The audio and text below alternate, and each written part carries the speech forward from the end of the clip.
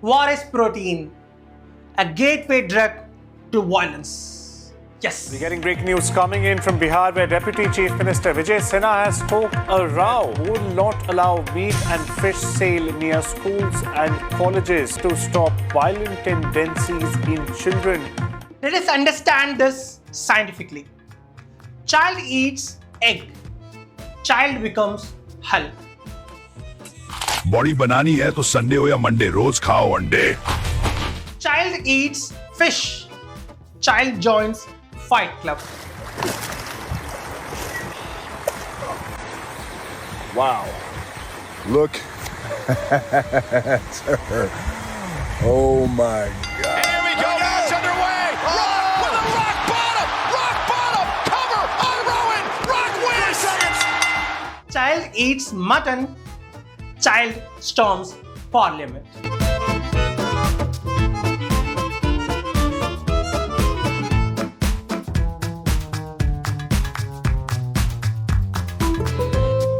Group cooking की मदद है. सावन के महीने में मटन बनाने का मौज ले रहे हैं. इतना ही नहीं, उसका वीडियो बना करके देश के लोगों को चिढ़ाने का काम करते हैं. Government is right about meat. Meat makes children violent. Protein is Western propaganda. Khaini, zarda, bida, pan masala.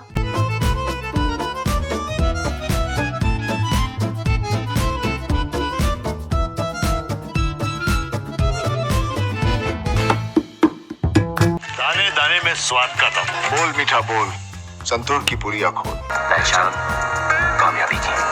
बोलो जुबां केसरी. बोलो जुबान केसरी. कमला पसंद, अनोखा स्वाद. Completely vegetarian, pure and untouchable cultural heritage.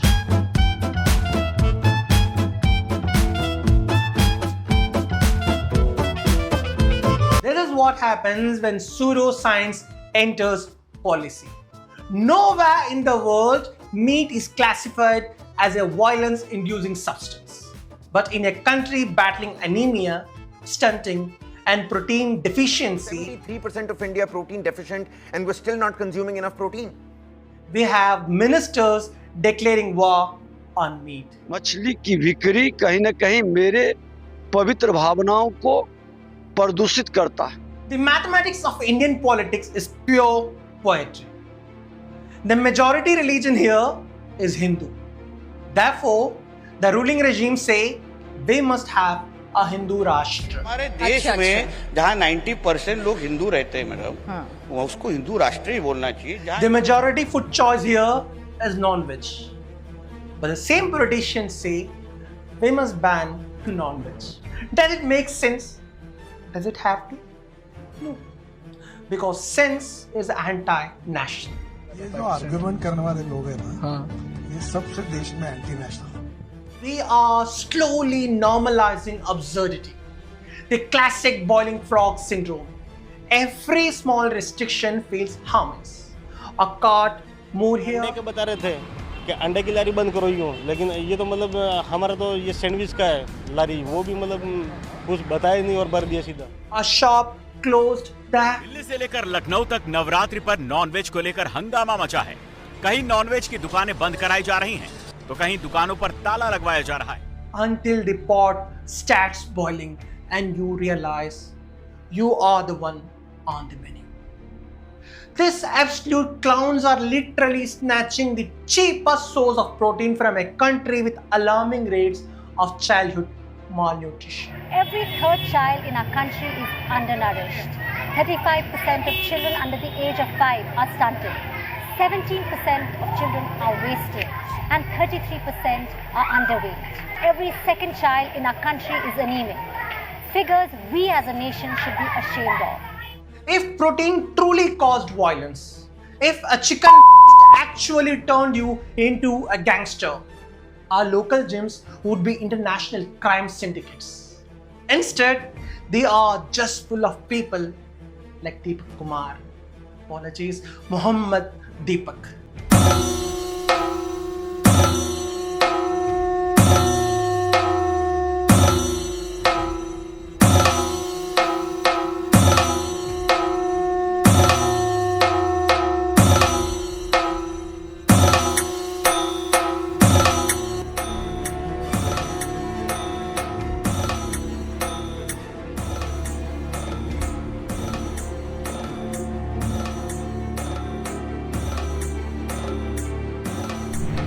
What does this protein-crazed monster do? Does he start a riot? Does he form a cartel? No. He steps in front of an ignorant, hateful mob to save a 70-year-old Muslim shopkeeper. ये बाबा की दुकान है। बाबा कौन है? इनके पास हम पहले भी आए हैं। ये बाबा नाम हटाओ आप। अरे या तो बाबा बन जाओ। ये बाबा हटाओ ये बाबा सुपर इश्यूज वगैरह की क्या है? वो सब हिंदू की दुकान है। तो मुसलमान क्या हो गया? मुसलमान आपका नाम क्या भैया? अपना नाम? मेरा नाम मोहम्मद दीपक है भाई। मोहम्मद दीपक है आपका नाम? ठीक है, ओके। यार धक्का मत मारो यार, देखो।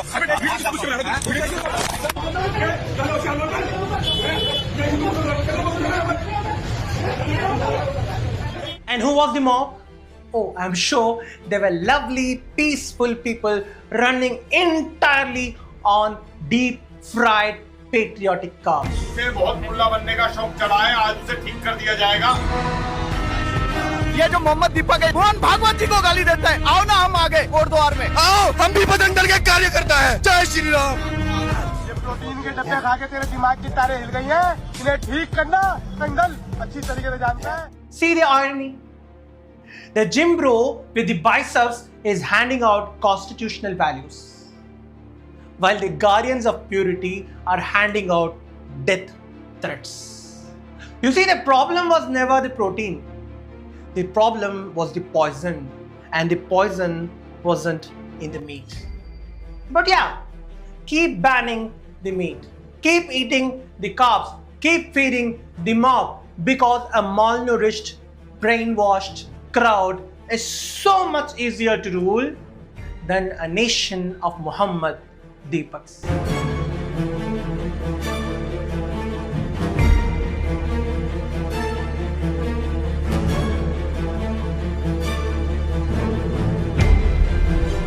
A Hanuman Bhakt who doesn't use his religion as a weapon to terrorize minorities. Is it even allowed in the current syllabus?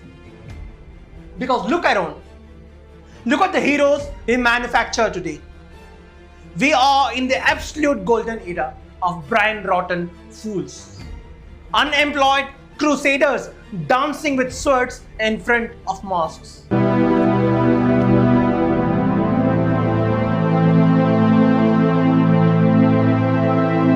Brave cultural warriors beating up college kids on Valentine's Day.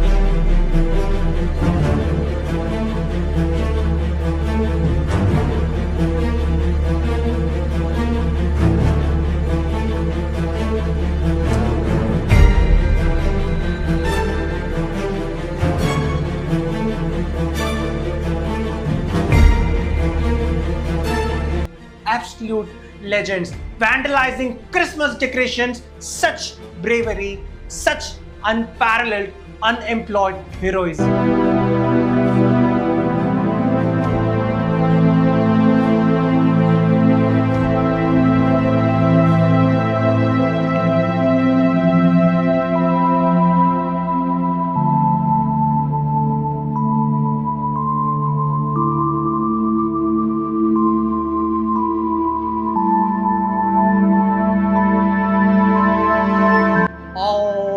Achieved without a single gram of chicken.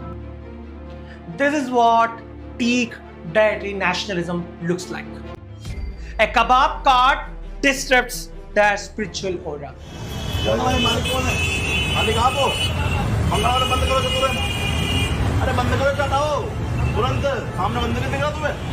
A working class family tries to afford a little chicken so that child doesn't grow up physically stunted, scares them.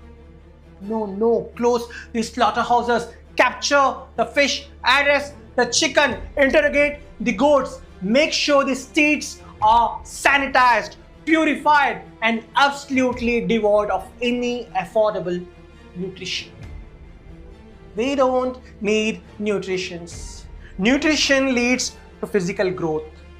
Growth leads to brain development. Brain development leads to asking questions. And asking questions, that is the ultimate anti-national activity. ये जो argument करने वाले लोग हैं ना, ये सबसे देश में anti national.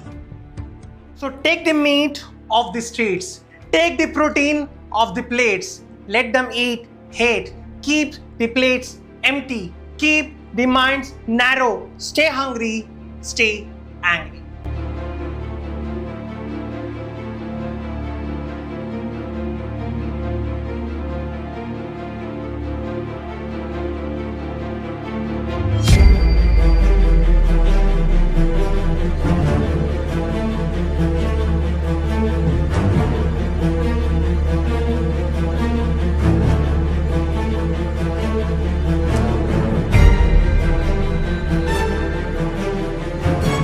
Now let me tell you a story, a true story of survival. A year or so ago, I watched a video. A lady emotionally narrates her real life tragedy. She was at a restaurant, mind you, not in her vegetarian bubble, a public place.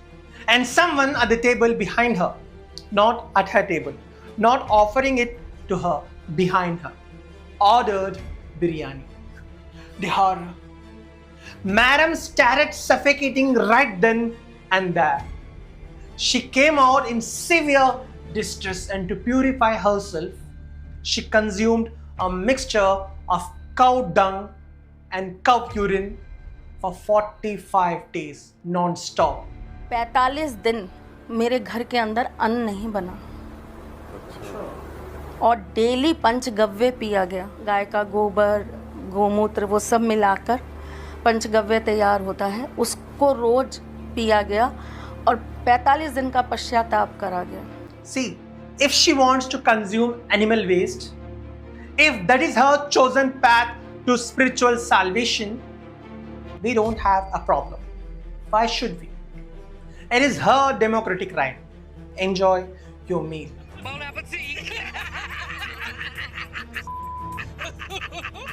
Similarly, if we want to eat a chicken, or have a soup of mutton, or a plate of fish, or beef, pork, prawn, whatever, that is our choice, no? Since when did what is on my plate become a threat to your existence? Where did this collective historical amnesia come from? It is one thing to be vegetarian. That is a personal choice. A perfectly fine, respectable lifestyle. Eat what you want. Live how you want. No one is stopping you. But it is completely another thing to be a paranoid, militant vegetarian. If someone else's protein intake shakes your identity, maybe your identity needs protein. Nobody is breaking into your house and stuffing kebabs into your mouth. Nobody is forcing you to eat meat unless you are a woman in the movie set of Kerala Story 2. भूखी मर जाऊंगी लेकिन beef नहीं खाऊंगी. And what was the reaction from Malayalis? Did they riot? No. They started making memes. लेकिन beef नहीं खाऊंगी.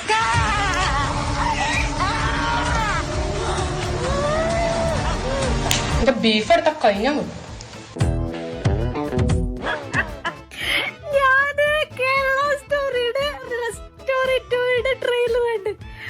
भूख से मर जाऊंगी लेकिन बीफ नहीं खा. What the? My God! രക്തം തിളക്കണതൊക്കെ കണ്ടിട്ട് അത് തിന്നൂല.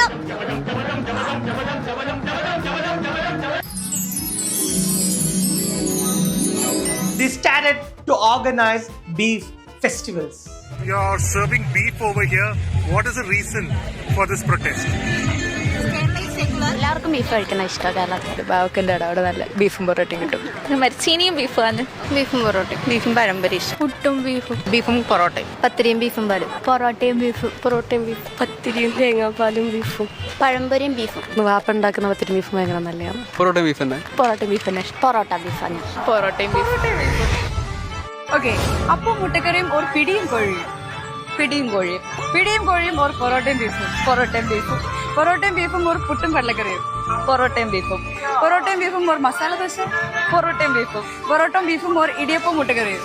പൊറോട്ടയും ബീഫും. പൊറോട്ടയും ബീഫും ഒരു ദോശയും ചമ്മന്തി. പൊറോട്ടയും ബീഫും. അതാണ് ഏറ്റവും favourite food. Strong cultures don't fracture over food. They understand something remarkably simple.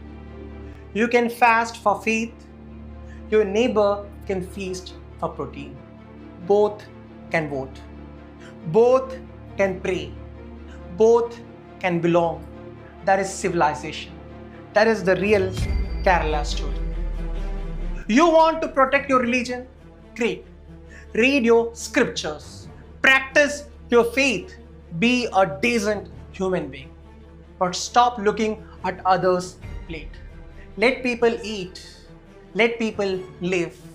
And for the love of God, let the children have some protein. Let children eat what helps them grow. Let parents decide what fits the budget. Let arguments happen in parliaments, not on someone's dinner plate. Let the plate remain personal. Let the state remain sensible. Let kitchens remain private spaces. Let streets remain shared spaces. Let people fast. Let people feast. Let people pray. Let people grill. Let vegetarianism remain a choice. Let non-vegetarianism remain a choice. Let citizens be free. Let the nation hail. Let the nation hail. Let the nation hail. This is Brown Enlightenment, where we know that the only thing that should be banned in a country with millions of stunted kids is hunger. मजहब तो उनका होता है जिनके पेट भरे होते हैं. भूखे इंसान की तो रोटी ही दुआ होती है. Leave the plate alone. Leave the plate alone. Leave the plate alone. जय हिंद. आजादी आजादी आजादी आजादी आजादी